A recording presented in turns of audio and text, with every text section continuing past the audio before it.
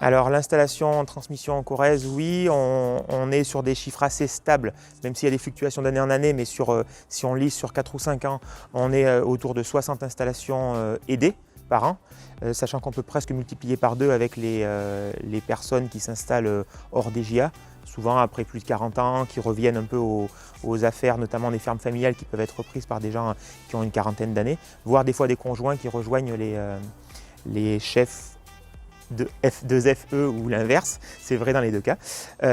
Et puis on est à peu près 1,8 départ pour un arrivé. Donc on a quand même un problème de renouvellement de génération et c'est pour ça qu'on a besoin de la SAFER et de tous les acteurs pour essayer d'y répondre au mieux. Ceci dit, en production de veau de lait, si on regarde, il y a eu 11 installations sur le département en 2021 et 2020 pour 33 installations bovins-viande. Donc ça représente à peu près un tiers des installations. Mais en fait, le nombre d'installations ne compense pas le nombre de départs à la retraite. Alors notre projet, à la base c'était un projet individuel quand je me suis installé. Donc installation, production veau sous la mer et maraîchage. Et donc au travers de la SAFER, on a réussi à faire l'acquisition de cette petite propriété pour mener à bien un projet familial.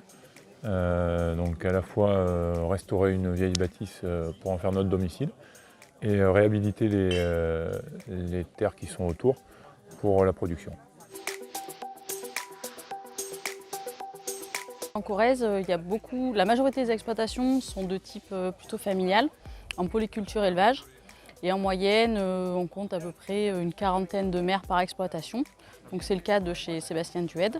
Et il y a pas mal d'installations aussi avec environ un tiers à peu près des installations avec un atelier complémentaire. Donc pour Sébastien, c'est le cas avec l'atelier maraîchage. Donc avec la SAFER, jouer en collectif. Ah oui, bien sûr, il faut jouer collectif, parce que c'est de plus en plus compliqué pour un agriculteur d'acquérir de foncier. Et nous, on est là aussi la Chambre pour proposer des services, des suivis techniques et répondre aux attentes des agriculteurs en fonction de leurs besoins, quoi. Et va jouer en collectif.